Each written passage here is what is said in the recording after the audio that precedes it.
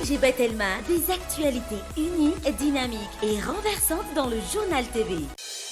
Université PEF, parcours études et formations, département formation en ligne. Université PEF, Manuchaono ni Fampalalambauvau. Université PEF, l'excellence à portée de main. Rejoignez UPRIM, 5 filières au choix, paramédicaux, droit, gestion et management. UPRIM, Manuchaono ni Vavo. Investissez dans une valeur sûre. Choisissez UPRIM.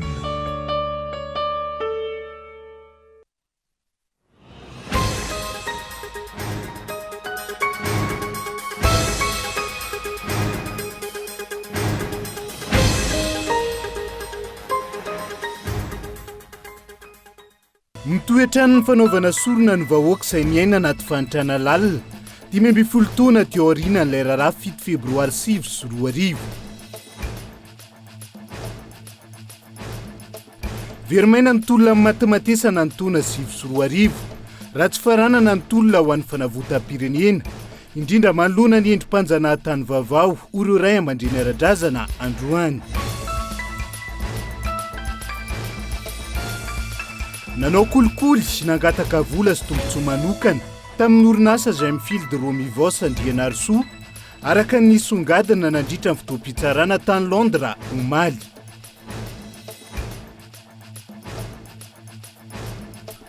Mbola miatra ny filazana loza manambana ho an'ny komuna Ampitatafika sy manodidina.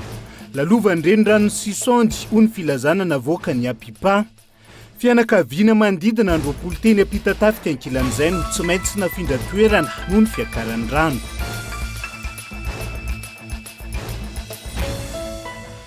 Tsy mifanaraka amin'ny lalaam-pandrenana ao Senegal ny fanemorana ny fifidianana filohan'ny pirenena. Ny 12 Desambra ho avy izao sy ny fijanonany Macky Sall eo amin'ny fitondrana hatramin'ny taona 2022 ireo solombavambahoaka any an-toerana. Ny antsy prian'izay.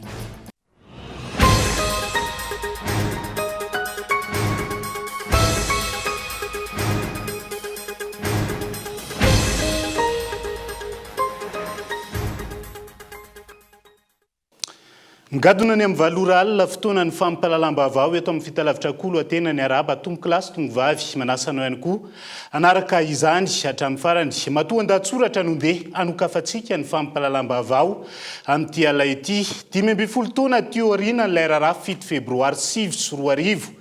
Mitoetrano ny fanaovana sorona ny vahoaka malagasy amin'izao fotoana izao izay miaina ao anaty fantrana lalina.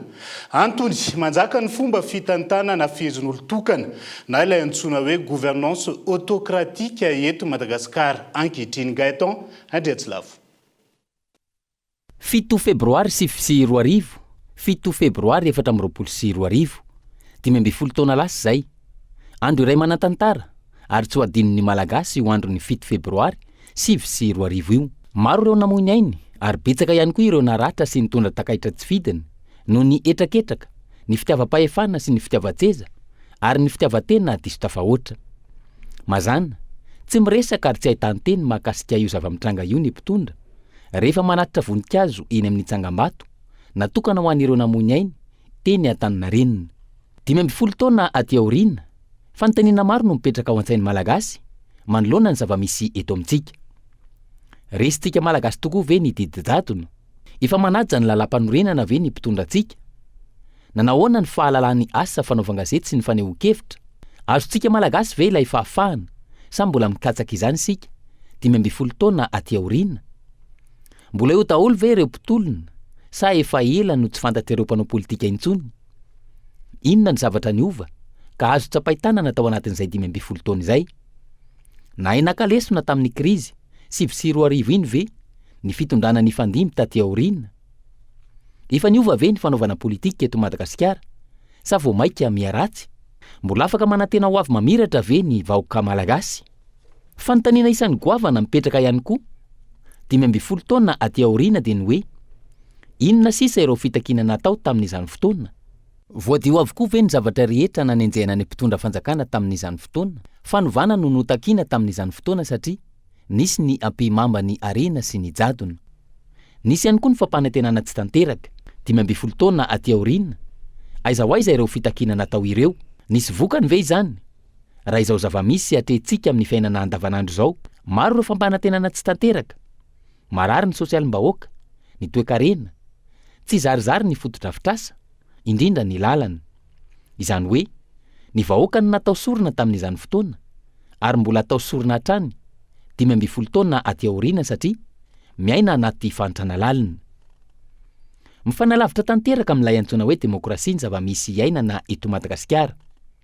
Ny fomba fitantanana fehezin'olon-tokana na ilay antsoina hoe gouvernance autokratika no manjaka eto amintsika.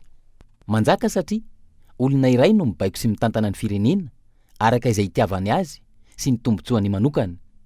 Vokatr'izay, very tanteraka ny fanajana ny lalàna izay isan'ny nahatonga ny vahoaka ny taka tamin'izany fotoana. Notakiana ny fisian'ny tany-tandalàna sy ny fitoviany rehetra eo anatrehan'ny lalàna ary koa ny fampiarana izany tsy misy fanavahana. Fanenjehana no setriny raha misy samiteny ka maneho hevitra mikasika ny fomba fitondrana sy izay fioara-pefy tsikaritra.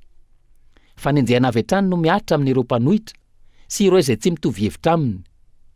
Olo-tokana ihany koa no manjaka satria firy tamin'ireo niara nitolona tamin'ny rajoelina tamin'izany fotoana no efa nisitaka taminy.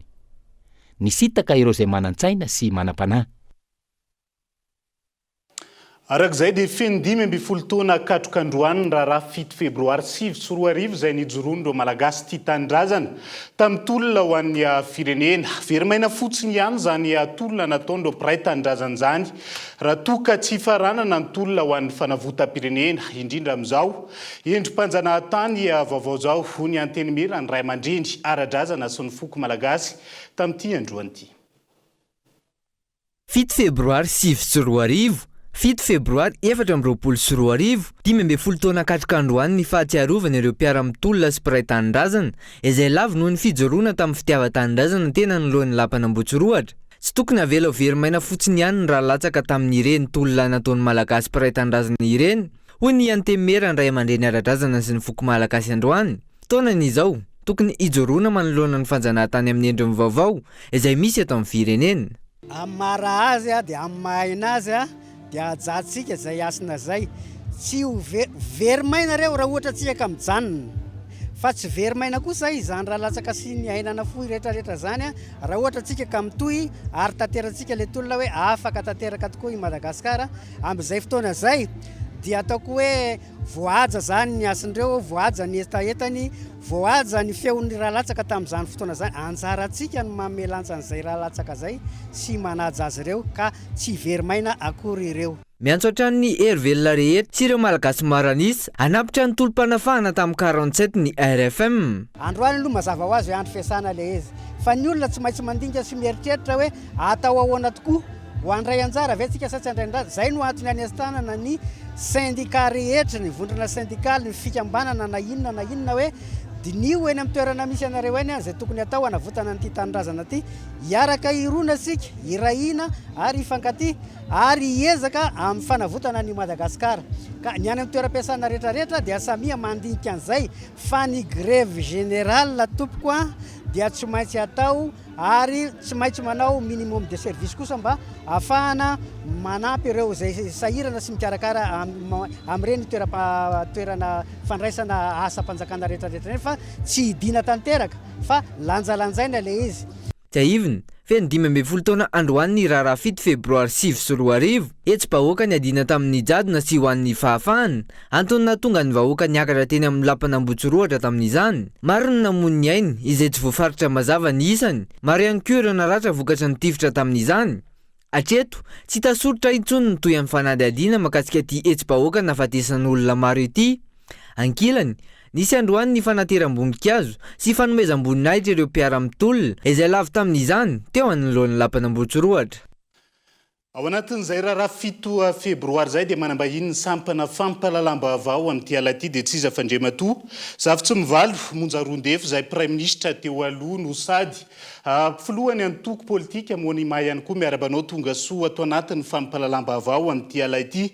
Raha ny makasika an'izay raharaha 7 febroary 2024 zay dia isan'ireo acteur majeur ny coup d'état antaona 2024 ianao nanenenanao ve izay raha ny zava-misy eto Madagasikara amin'izao fotoan'izao. Miarabanao Andriamato Iva, miaraba koa ny malagasy rehetra mpanarabaovao eto amin'ity fahita lavitra Kolo TV ity. isan'ny acteur majeur tokoa ny tenako tamin'ny fihetseham-bahoaka tamin'ny 2020 ary azoko lazaina ihany koa fa tsy nahitana fandresena izany fihetseham-bahoaka zany a raha tsy teo monja roindefo ka manoloan'izay indrindra dia sarotiny tenako ary tsy manaiky raha ohatra ka tsy ny zavatra ny fanekena tamin'ny vahoaka tamin'izany a no tanteraka ankehitriny ka 7 febroary moa androany a fahatsahivana an'izany fotoana izany ary dia miondrika ampanajana eo anatrehany tsiahy nireo martiora ty tanindrazana maty tamin'izany ny tenako ary mitondra ihany koa ny fihetseham-po zay iarahana amin'ny fianakavian'ireo zay namoy ny ainy tamin'izany fotoana izany. Monja roandefo fandresena ho an'ny tolom-bahoaka ho anareo mpitantana moa zany zay nahazo ny fahefana tamin'izany fotoana fa ho an'ny vahoaka malagasy isan'ny natao hoe nanaovana ny fitokonana tamin'izany tratra ve ny tanjony. Ka izay mihitsy fandresena satria niova ny ataontsika hoe rafim-pitantanam-panjakana teto Madagasikara zay isan'ny zavatra notakina tamin'izay fotoana izay. Tratra ve ny tanjona raha ny tanjona nofaritana tamin'izay fotoana izay zay netina nandrodana n'le rafim-pitondrana tamin'izay fotoana izay dia everiko fa tsy tratra izany ankehitriny satria dia mbola hitatsika taratra amin'ny fiainam-pirenena manontolo ny zavatra zay notoerina tamin'izay fotoana izay. Manenina ve ny tenako ankehitriny ho izy ianao dia eto no ilazako hoe raha manenina raha ohatra ka tsara sy nety tamin'ny vahoaka malagasy ny fitantanam-pitondrana ny ainana tamin'izay fotoana izay fa tsy manenina kosa raha ohatra ka hoe niarahan'ny vahoaka malagasy manaiky fa tsy nety ny fitantanam-pitondrana tamin'izany fotoana izany ka tsy maintsy nilaina novaina. Ny tsy fahombiazana ankehitriny, ny tsy fahatratrarana ankehitriny, ny tanjona zay nofaritana tamin'izany fotoana izany dia mitaky antsika anana heritsaina, anana herim-po anova sy hanohy ny fitakina sy ny asa pitolomana sy ny asa fitiavan-tanindrazana hoentina manova ny firenena. Tsy maintsy miroso amin'izay fitolona izay ve tsika afahana manova zavatra eto amin'ny firenena amin'izao fotoan'izao ary raha iverina kely amin'le fanontaniako teo dia hoe na tsy ary voafitaky Andry Rajoelina ve zany monja roandefo. Sarotra moa ny ilazako hoe na tsy ary voafitaka satria tsy namaky ny tao anaty sainy zany tamin'izay fotoana izay ary ny tolona natao koa tsy ny famakina ny tao anaty sainy nandrimatoa Andry Rajoelina no ny baiko ny fanatanterahana ny tolona tamin'izay fotoana izay fa ny zavatra tsy nety teto amin'ny firenena ohatra hoe rahantsika mahalala fa tsy nalalaka ny fandraharahana Materotô zao dia saika nalaina-keriny tamin'izany fotoana izany. Misy hôtely lehibe tany Mahajanga sy tany Antsiranana saika nalaina-keriny tamin'izany fotoana izany. Rahantsika mahalala fa ny mahakasika ny menaka ny ronono dia tsy azo atao tamin'izany fotoana izany. Fatatsika koa fa ny fanagadrana raha politika ny tranga teto tamin'izany dia nanana endrika fanagadrana misy endrika adipoko satria dia rahantsika mahalala fa nateo anivon'ireo folo alandasy mpitandro filaminana na teo anivony fa ny olona zay nogadraina tsy aradrariny tamin'izany fotoana izany dia saika avy tamin'ny faritany avokoa. Betsaka ny zavatra tsy nety marina fa hoe niakatra ny arikarena 10 faingo efatra isanjato angambany tamin'izany fotoana izany fa fatatsika ihany koa fa fatatry ny pahay toekareny zany fa ny atao hoe coefficient de Gini dia efa tafakatra nanakaikaiky ny ray midika zany fa zany taremarika izany dia tsy nisy fitsinjarana aradrariny ny arena teto fa le faingo le 10 faingo efatra fiakarany arikarena ny firenena malagasy tamin'izany fotoana izany dia ny vangongo teo ampelatana n'olo-tokana ary ankehitriny dia mbola izay ihany koa zavatra indrindra Andriamatoa monja roandefo no nampalaza ny fitantanana ny ataontsika hoe ny filoha tamin'izany fotoana isan'ny antony nirosonareo tamin'ny fanonganam-panjakana dia ny hoe karazana fanaovana monopole na ny ampimamba amin'ireo sehatra samihafa raha ataontsika zany fampitahana ny zava-misy amin'izao fotoana izao mbola zava-doza noho tamin'ny taona 2024 ve nitranga amin'izao fotoana 15 taona teoriana. Ekeko zany satria raha mahatsiarotsika androany ny vaninandro 7 febroary 2024 dia nisy martiora maty ny taky fanovana teto amin'ny firenena. Fatatsika fa ankehitriny misy olombitsy zay lasa mpanefoefo amin'ny maribola euro na dollar, zany hoe lasa millionnaire en dollar ou en euro. Taiza reo olona reo tamin'ny 7 febroary 2024 tamin'ny fitakina ny fanatsarana ny fiainam-bahoaka. Kanefany dia ireo no misitraka, mibahana, mamatotra, manageja ny fiainan'ny vahoaka malagasy ankehitriny. Ka tsy mety zany zavatra zany a, dia raha mbola omen'Andriamanitra hery ny tena, omeny saina ny tena, omeny herim-batana, fahasalamana, dia tsy maintsy mijoro ametraka sy anitsy atrany foana ny fiainan'ity. Amin'ny fomba hoana hitatsika reny ny fitakiny ny vondron'ny kandida, reny ny zava-misy hatramin'ny androany, amin'ny fomba hoana no afahanao milaza fa mbola anohy an'izay fijoroana isiny zay hoe fametrahana ny tany-tandalana sy ho avy tsaratsara kokoa ny taranaka fara-mandimy zay. Nampahatsiahy moa ianao ny hoe vondron'ny kandida, za tsy anao ina moa zany remarque na commentaire intsony mahakasika izany fa ny rahantsika miaina atraizany fahombiazana fa dia zany mbola raiky tapisaka amin'ny fomba fisaina ny mpanao politika malagasy. Raha tena ny fitiava-tanindrazana tokoa no ny baiko dia mety ho nahitavana fahombiazana ihany ireny hetsika natao teto ireny. Fa amiko dia everiko hoe tombotsoana kandida, tombotsoana olombitsy ihany koa no mbola katsahana ao anatin'ny fanaovany zavatra ohatran'izany. Ka tsy mahagaga raha tsy ahitana fahombiazana. Fa manontany ianao hoe makay zaka zany tsika zao, reny ny zavatra nitranga. Fifidianana natao dia za dia mbola manaiky sy manamarina fa tsy nanaraka ny fepetra iraisam-pirenena ary tsy manaraka ny lasitra ny keny lalam-panorenana sy ny lalàna manan-kery eto amintsika ny fomba nitondrana ny fifidianana tamin'izany fotoana izany.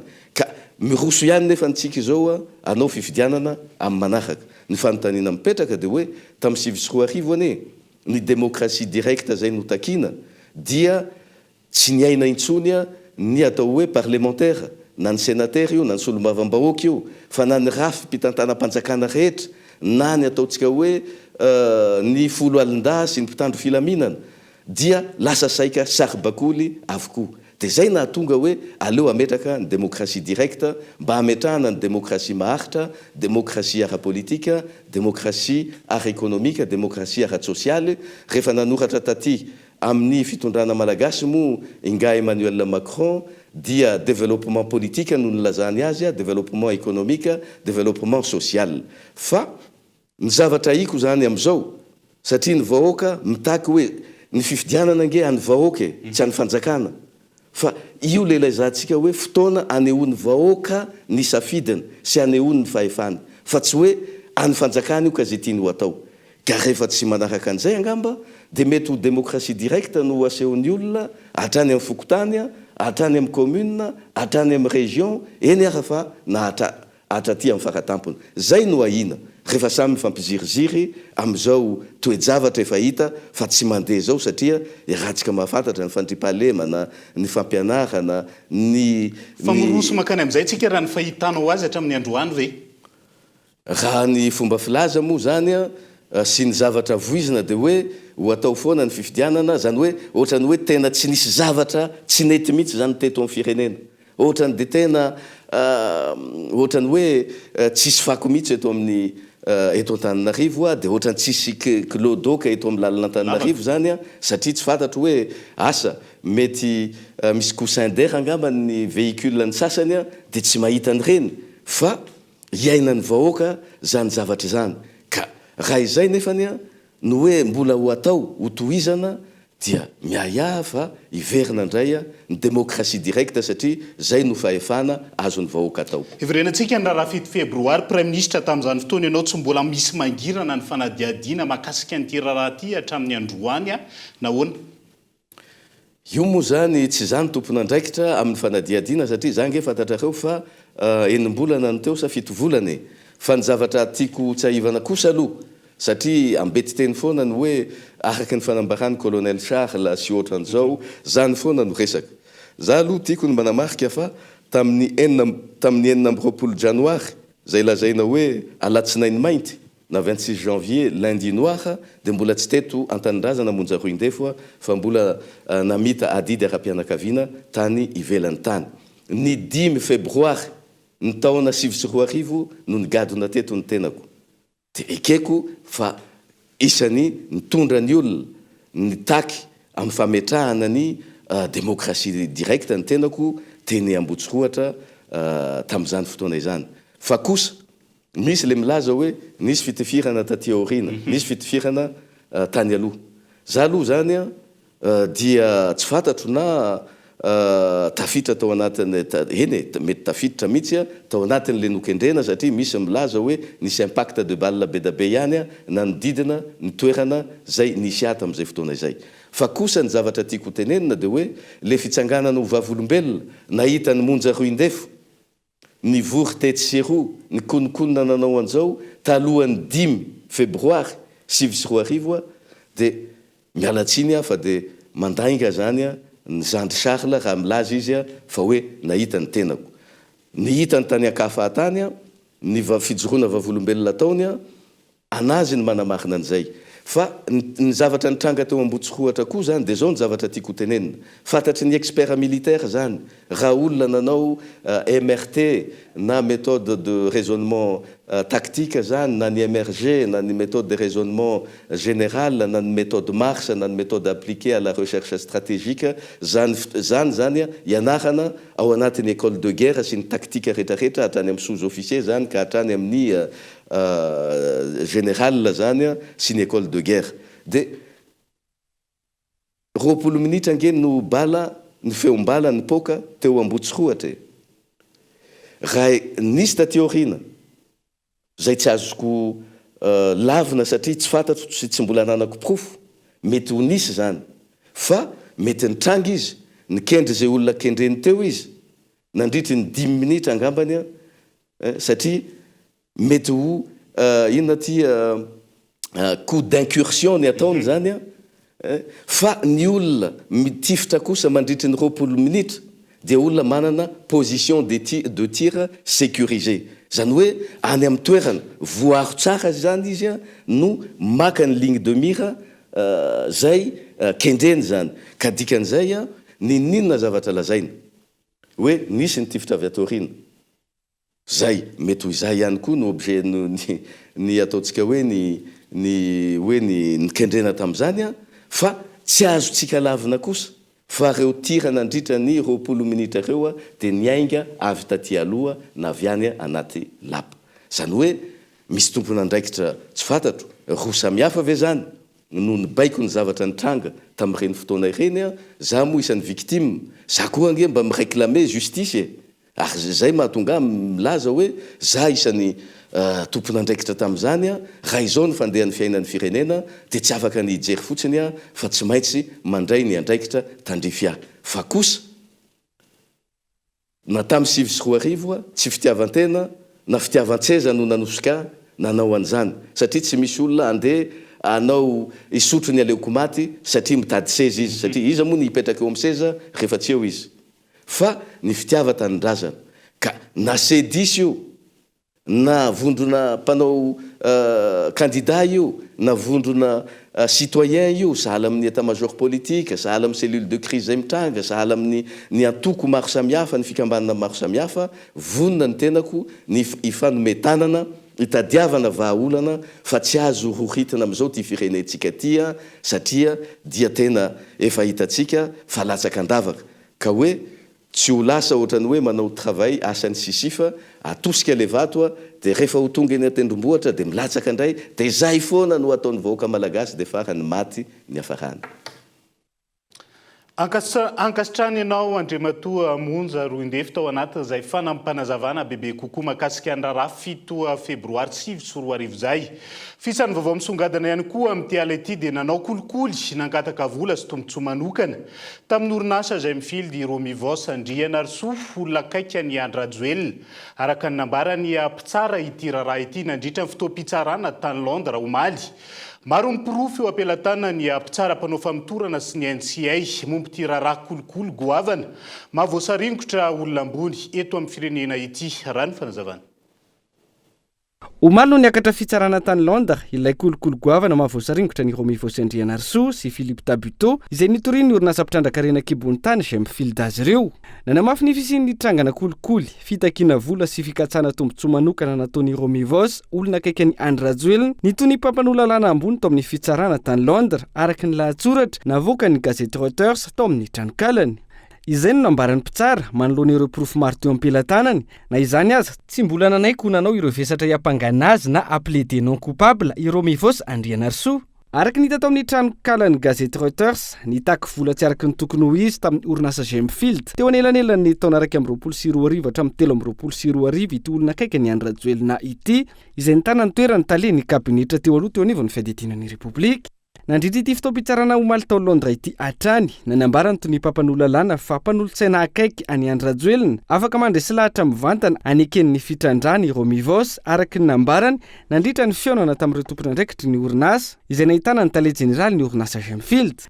Ny orinasa Gemfield vao nahita ity trangana kolikoly ity tany am-piandohana dia niantso ny National Crime Agency, ny NCA avy eo no nandefa agent filtré nandritra ireo fionana ka nahazahoan'ireo proof fa nitaky vola nanao kolikoly i Romy Vosy nandritra ny fionana tamin'ny tompon'andraikitry ny Gemfield. Vola mitetana ray alina sy 3 euro no notakiny ity tompon'andraikitra teo aloha teo anivon'ny fiadidinan'ny Repoblika ity miampifandraisana anjara 10,100 amin'ny fitrandrana ho tanterahan'ny orinasa eto Madagasikara araka ny navoaka ny gazety Reuters hatrany. Romy Vosy Andrianarso izay tsy afaka amin'ny tirara ity fa ireo rehetra piray kombakomba aminy na mivantana na ankolaka andrasana kosa ny mety totoiny hoy ny antoko fiombolana. Raha ny tena marina zany dia tsy afa-miala mihitsy ny dirikabin'ny présidence zay voaroiroy amin'ity affaire Gemfield ity.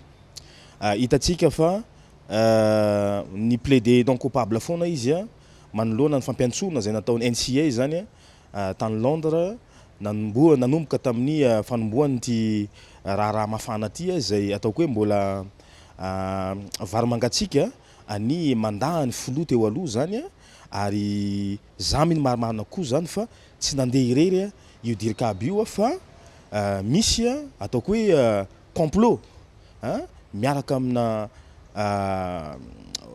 olona ambony zay ankoatran'izy roa zany zay mihitsoany à Londres am'izao fotoana izao zany de mampametra-panontaniana zany am'izao fotoana izao hoe ahoana zany ny hoavy ny ty ramatoa ty zany manoloana ny ty raha ty raha toa ka misy olona zany zay ataoko hoe tsy maintsy ny raisa-petsapetra aminy zany zay mialokaloka ty Madagasikara manoloana ny fiarovana azy amin'ny ao anatin'ny ty raha ty zany zany hoe tsy afaka manampy azy mihitsy ve reo olona zay ataoko hoe ambony voaroiroy ataoko hoe ao anatiny ty raha ty sa nohony zay hoe fananana fahefana zay dia ampiasaina daholo ny fahefana rehetrarehetra zany mba ahafahana zany miala ao anatiny ty raha ty.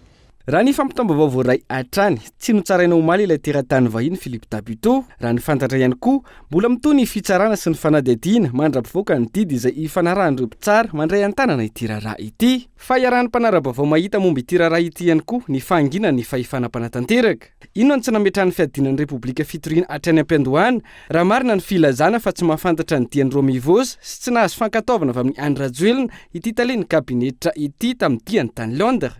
I Romy Vosy izay tsy niaiky ny elona nanoloana ireo mpitsara izany hoe araka io fanapa-kevitry Romy Vosy io tsy tompon'antoka tamin'io raharaha kolikoly sy fitadiavana tombotsoa manokana io ny tenany na eo azy ireo proof sy vesatra eo am-pelantanany NCA manamarina ny fitakiana vola ray alina sy 3 euro. Raha tsy melika izy araka izany no tompon'antoka mivantana tamin'ity raharaha ity ho ny fanontaniana an-tsainy maro izay ho voavaly tsy ho ela. Ankoatra ny fiadidinan'ny Repoblika, isan'ny ministera nandrasany maro ihany koa hatramin'ny fotoanan'ny poan'ity raharaha ity ny ministeran'ny fitsarana malagasy sy ireo sapan-draharaha miady amin'ny kolikoly toy ny pôle anti-corruption na ny PAC, ny Bramaleo tena miady amin'ny kolikoly na ny Bionco sy ny sisa. Raha fitsarana sy mpanadiady izay tsy nandray fepetra, tsy nanokatra fanadihadiana momba ity raharaha ity, na voaporofo izao aza fa malagasy olona ambony no voasambotra ny Londres ary misy malagasy sy olona eto Madagasikara mety ho tafiditra mivantana sy ankolaka amin'ity raharaha ity ka tokony hanaovana fanadihadiana sy anontaniana. Nahazo baiko vesa noho ny antony hafa no tsy napetsika azy ireo. Ho an'ny mpanara-baovao manambara zavatra ny fahanginan'ireo tompon'andraiki-panjakana isan'ambaratongany momba ity raharaha ity. dia izay ihany koa no hoentsika misety vetivety ao anaty doka fohy rehefa avy eo no anarahantsika ny rarakanal 7 sy ny ampamoaka nataony Andro Raobelona mahakasika izay eo ihany koa ny fepetra ny Mahajanga mahakasika ny fepetra fisorohana ny valinaretina ny kolera mety ho fahatongavan'izay ny antoerana amin'izao fotoana izao hampany amin'ny faradihadiana sy vavao misongadina mbola hoentina aminao rehefa avy eo mandrapitafa vetivety ary.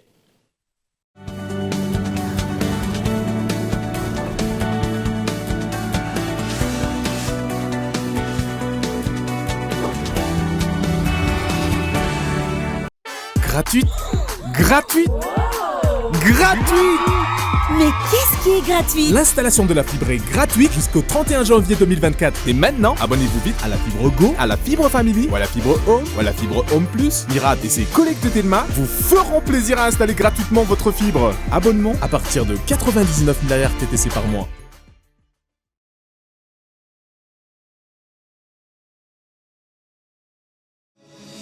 Telma est fière d'accompagner l'UPRIM dans l'accomplissement d'une mission commune pour que chaque étudiant malagasy compte. Baobab Banque Madagascar et l'université UPRIM forment un partenariat solide depuis 9 ans. Ensemble, libérons le potentiel de l'UPRIM. UPRIM a été l'un des pionniers du système éducatif à avoir été convaincu de la solution Envol. Nous nous engageons à maintenir cette collaboration fructueuse et à façonner ensemble un avenir éducatif brillant et sans limite.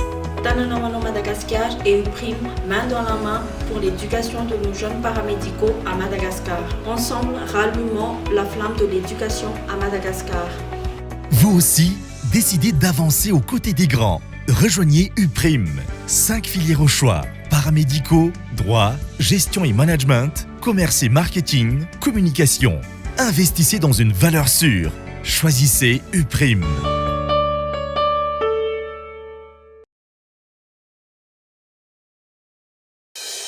Université PEF. Parcours études et formations. Département formation en ligne. Étudiez en toute liberté où que vous soyez. Rejoignez notre programme de formation 100% en ligne pour décrocher des diplômes habilités par l'État, licence et master. Regroupement en ligne avec interaction. Cursus adapté à la situation des travailleurs en quête de promotion professionnelle ou de reclassement au niveau de la fonction publique. Équipe pédagogique dynamique pour assurer les mentions de votre choix. Informatique. Option administration réseau, génie logiciel et base de données. Management et administration des affaires. Option finance et comptabilité. Entrepreneuriat. Droit, diplomatie et relations internationales. Option droit public, droit privé, diplomatie et relations internationales. Rejoignez notre programme de formation 100% en ligne. Université PEF.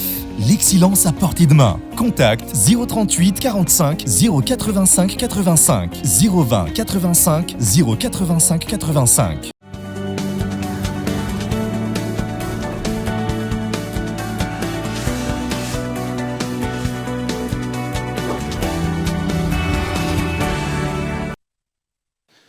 Mamenina ny arabatra ny tombo-kilasy tombovavy tonga soa indray atao anatin'ny tapany faharoa amin'ny fampahalalam-baovao amin'ity alina ity. Antony ara-politika noho ny tsy fitovian'ny fireana tamin'ny mpitondra fanjakana no antony nandroana ny orinasa Canal 7. Tao ampefoloany tompony andraikitra ity orinasa ity androany sady filohany antoko politika ARB ihany koa. Izao fihetsiky ny mpitondra fanjakana izao izay anamafy ny olana ara-toekarena eto amin'ny firenena. Antony ny orinasa vaovao amin'ny orinasa tsy misy. Izay ny efa mihodina indray akatona ohatra ny fanioan-keviny androany onona sainy. Noho ny fiarana tamin'ny vondron'ny kandida ny firena politika hafa noho ny any mpitondra, io no antony nandroana ny orinasa Canal 7 event tao ampefilo hoy ny tompony andraikitra ity orinasa ity androany. Nanaraka ny fepetra voarakitra tao anatin'ny fifanarahana saingy noho ny politika no potehana ny orinasa. Ka aminay tonga dia resaka politika pure ty. Tsy misy akoatran'izay ty. Avany amin'jareo any any zany misy miteny hoe lonilony tamin'ny C10 le izy. Matahotra anavy ianareo. Teny tonga dia apetraka.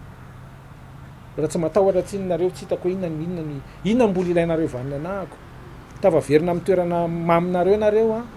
Tavaverina amin'ny ministra reo a. Inona ny mbola ilainareo vanina ny mpandraraha malagasy ohatran'izao. Sa le formation ataoko ny tsiriritinareo ao ve dia tianao formation ao koa nareo zay mantsy ny hoeninay koa. Tsy maintsy itsoky rivo baovao io na oela na oingana. Zay ny afaka teneniko. Na oela na oingana tsy maintsy mitsoky rivo baovao io. Zay politika ny tondrany anazy moa zany dia sur un terrain politique. Lazainy zareo moa fa tsy zany lazany zany a. Tsy maintsy mandroso izy. ka tsy maintsy mandroso makany amin'ny farany ve tsika fa tsy aloha ve soloana amin'ny hoe tsy mety mandroso zay mety malaza anazy kokoa ngambany tsy mety mandroso ninonino natao dia tsy mety mandroso anoy ary anamafy ny fiseharany eo amin'ny politika andray anjara amin'ny fifidianana no tanterahana eto amin'ny firenena ny antoko ARB miaraka amin'ny laminy eo anivo ny fondron'ny kandidara ny fanazavana hatrany na eo azy ny endrika ato izay samihafa ataon'ny mpitondra izao fihetsiky ny fitondrana rajolina izao izay efa nahatonga ireo te hampiasa vola hifindra any amin'ny firenen-kafa ho iatran'ny fanazavana tontolon'ny fandraharana zay tsy niaraka ny fitondrana dia toka dia ataoko hoe misy atson'izay mandehany fa ny olona tsy samy teny tsy samy tsangana raha vao miteny mitsangana dia vao maika amidona mafy be ilay izy ataon'dra tsisy ninona mandeha eto very asa ny olona atao aminay avelako anareo andinika an'izany ny investissement direct étranger tsy misy eto investissement direct étranger raha no 3P zany dia mitaitaina ny orinasa na eto malagasy na orinasa vahiny eto amintsika satria sao dia vokianikan'ny fanjakandreo dia kitikitihanao ohatran'izao zany dia very ny investissement n'olona dia lasa ny olona tsy manana confiance sika lasa ny olona miinvestir any firenena hafa izy ny eto atoerana vao mitsangana dia tsy potika ohatran'io tsy isy fampandrosoana antenaina eto Madagasikara manoloana ny fomba fitantanan'ireo nampindramina ny fahefana ho iatran'ny antoko ARB ireny ny santionany amin'ny ampima mba fanao ny fanjakana izay ny adivana hatramin'ny taona 2024 moa zany ary mbola manjaka ankehitriny ampima mba ao anatin'izay sehatra ny fandraharana izay fa totosany 7 janoary teo anatrehan'ny polisy ny lalao ny atsapaka tamin'ny tombola lehibe natolotry ny Cosmos ho an'ireo mpanjifany fialan-tsasatra ny Dubai ho an'olon-droa loka goavana voalohany tamin'izay ka eto Andriatsilavo. Ny fividianana rehetra tao amin'ny Cosmos nanomboka ny 9 Desambra 2024 hatramin'ny 14 Janoary 2024 lasa teo no nahafahan'ny mpanjifa tsirairay avy nandray anjara tamin'ny tombola fampiroboroboana ny Krismasy. Nataony fisariana ny 17 Janoary lasa teo ka reny mpianakaviana iray avy amin'ny Cosmos Taolagnaro no nahazony premier prix fialan-tsasatra olon-droa makany Dubai no azony. Iantoana avokoa ny rehetra hatramin'ny fitsidiana any an-toerana. Mahafinaritra ny fandraisana amin'ny Cosmos dia misy loka tsara ohatran'izao dia azo pisana.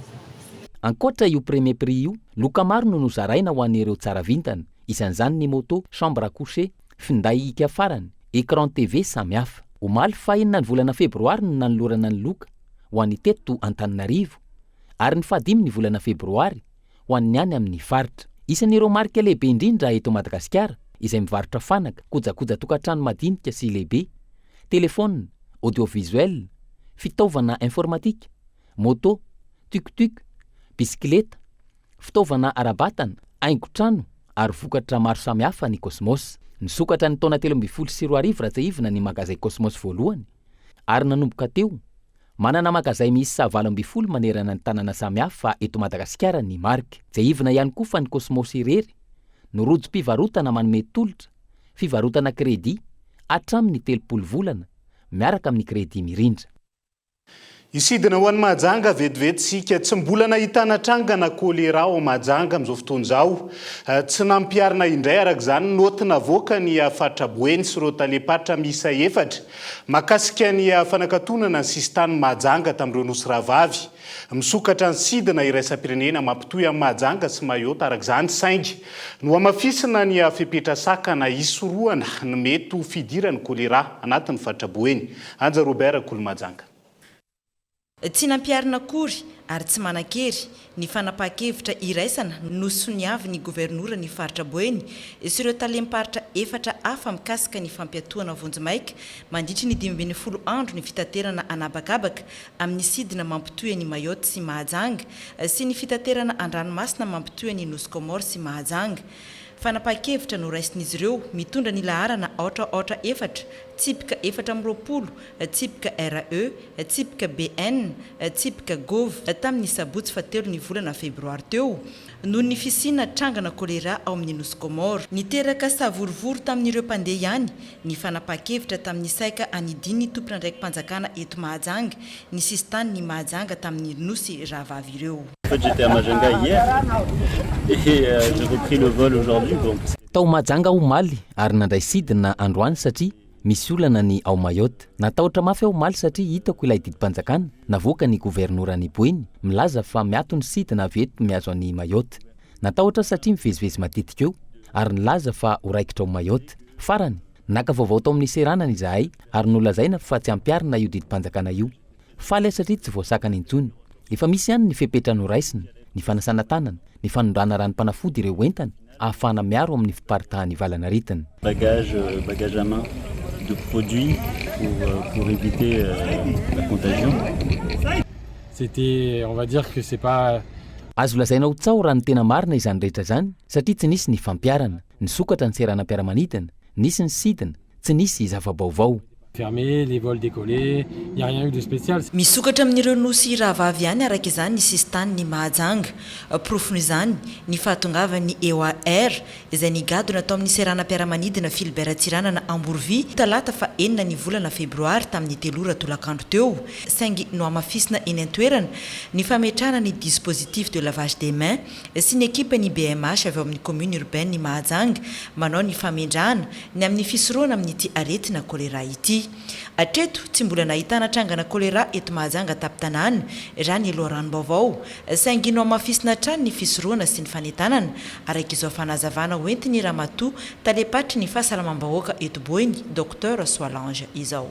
Tsy fampitahorana atsika ponina ato anatin'ny faritra Boeny indrindra ny eto amin'ny commune urbaine Mahajanga fa kosa ho andraisantsika menakavy fitandremana mafia satria itsika rehetrarehetra miara mientana no aharo ny tsy idirany tia valana retina tia eto amintsika. Tiana marihana ety amboalohany aloha fa mbola tsy misy trangana ka eto amintsika ato anatin'ny faritra Boeny. Mbola tsy misy tranga na ka na kolera amintsika eto fa ny fitandremana no ataontsika mafy satria fatatsika iarahantsika malala hitatsika amin'ny aina manjery na eto an-toerana na avy any ivelany fa ao amin'ny nosy rahavavy ao Komoro no efa nahitana ny ka. Eto zany zahay dia manentana mafy atsika rehetrarehetra amin'ny resaka fahadiovany zavatra hoanina. Ny kolera tsy mifindra amin'ny alalan'ny fifampikasoana fa mifindra kosa amin'ny alalan'ny fidirana ny tanana maloto any ambava, sakafo maloto any ambava. No amafisiny Ramatoa talepatry ny fahasalamam-bahoaka eto Boeny fa tokony anasa tanana amin'ny savony matetika ny tsirairay ary tokony sotro rano avy nampangotrahana ary tsy tokony angery ankalamanjana ihany koa isoroana amin'ny tsy idirany otrikaretina kolera io eto Mahajanga.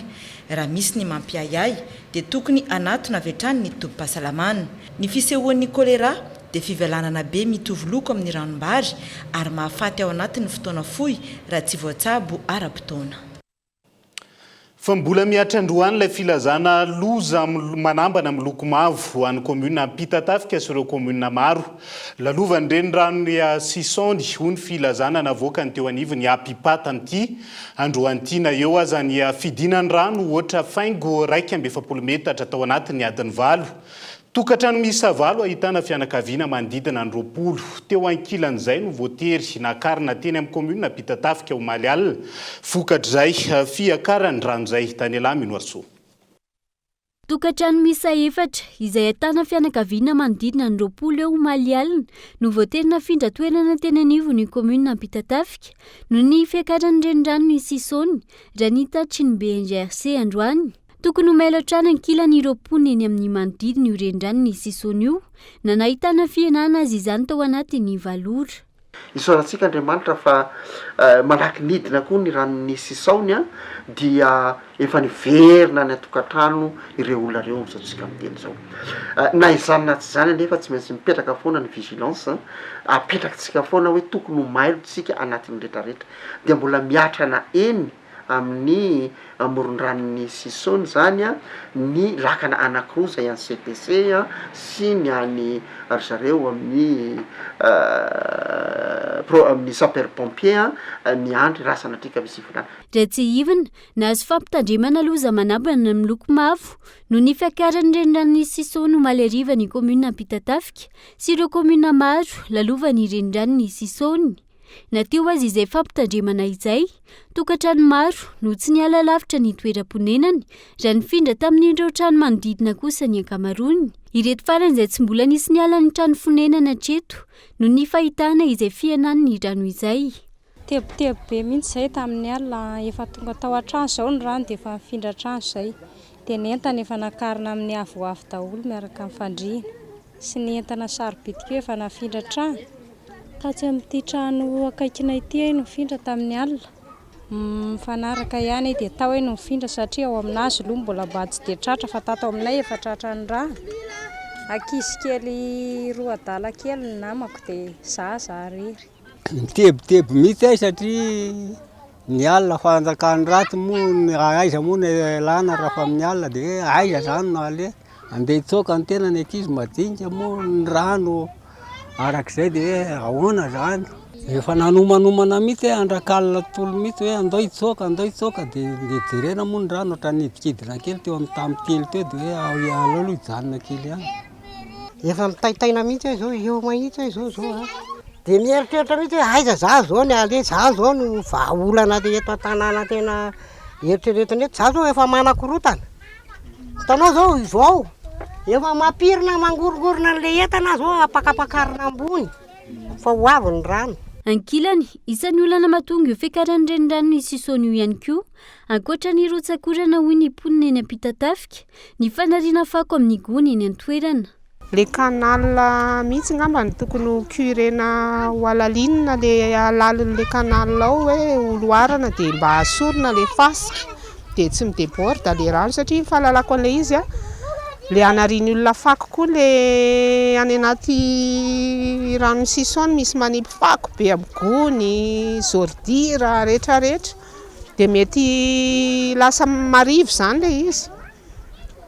Dia misy fiatraikany amin'le rano tondraka ohatr'izao. Efa nisy omaly ny fanentanana natao tamin'ireo tokantrano manamorona ny renirano ny sisony hoy ny teo anivon'ny komuna Ampitatafika saingy tsy mety miala ny trano fonenany ny ankamaroan'ireo mponina no nitaotry ny fanararaotan'ireo mpanao ratsy. Matetika aloha na le olona roa efa mahafantatra amin'le rano zany hoe adiny 3 adiny 4 adiny 5 maximum zany dia mihaina io. Dia betsaka mihitsy ny olona tsy mety miala amin'ny tokantrano fa matetika nefa rehefa tena betsaka le rano miala ihany zareo satria natao ohatran'le fandrobana mety misy eraka amin'ny tokantrano zany le olona dia zay tsy mety tsy elana eny. Fa amin'ny ankapobeny aloha le olona rehefa tena hitany fa hoe tsy maintsy miala izy dia manaiky hoe sorona moa misy konkoa ireo mpitandro ny filaminana sy ny rehetrarehetra izay manery azy hoe mialafa. Jeivana nidina oatra faingo 170 metatra ny rano tao anatin'ny 7 ora raha ny filazana navoaka ny Apipa androany. Miankina amin'ny toetrandro kosa ny fizotrany mandritra ny 420 ora manaraka eo.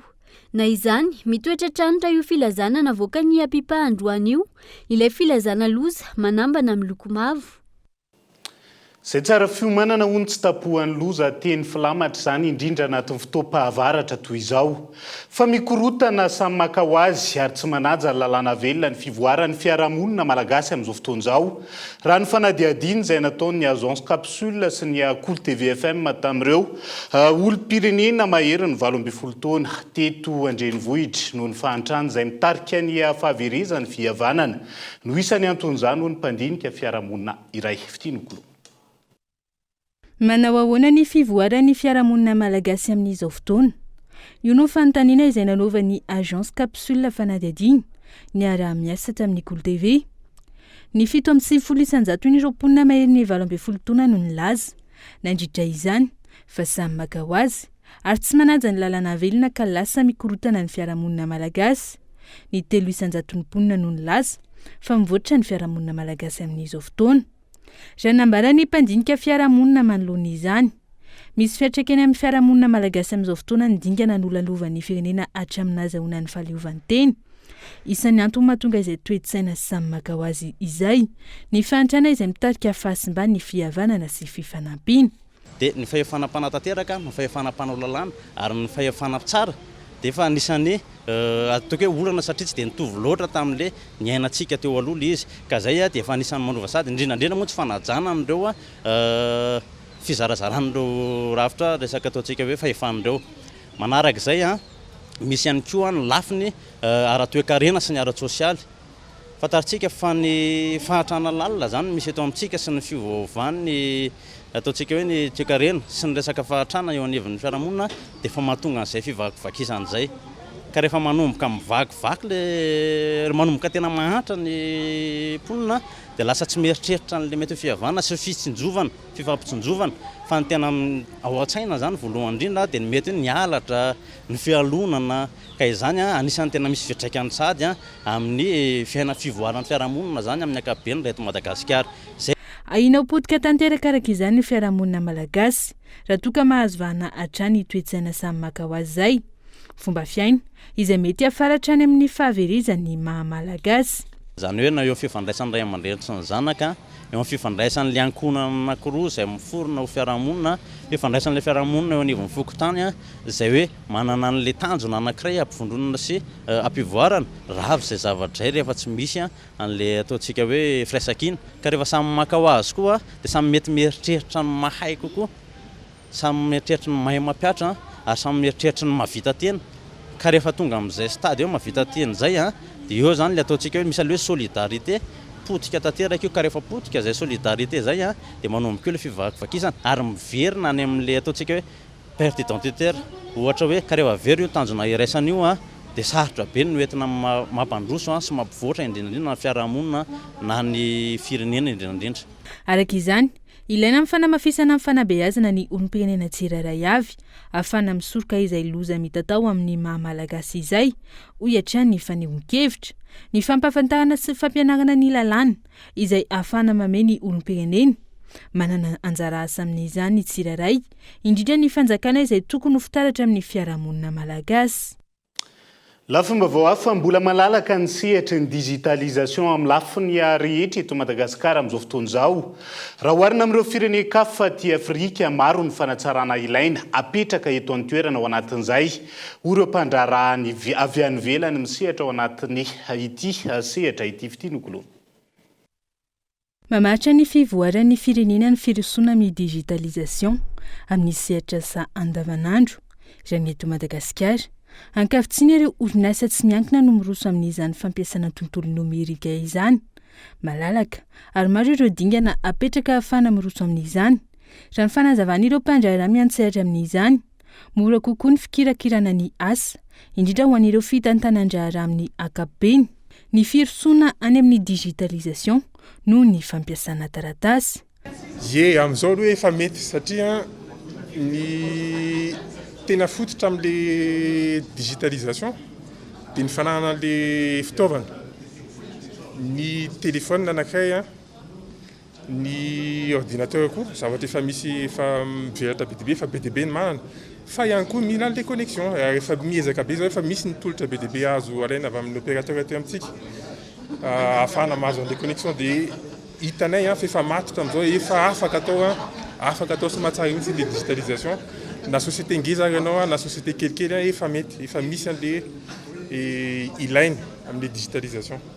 Tombotsoa amin'ny ankapobeny tombotsoa amin'ny digitalisation dia fahafahana manao ina moa zany fahafahana manao analyse na zavatra be dia be ny chiffre azo avy eo les données azo avy eo tsotra kokoa ny manao mi-exploiter les données na avy eo rehefa zavatra digital toy izay izy amin'ny papier na resaka délai na traitement paiement na facture fijerevana statistique sotrany tsotra kokoa izy rehefa données vita digital toy izay izy taratasy.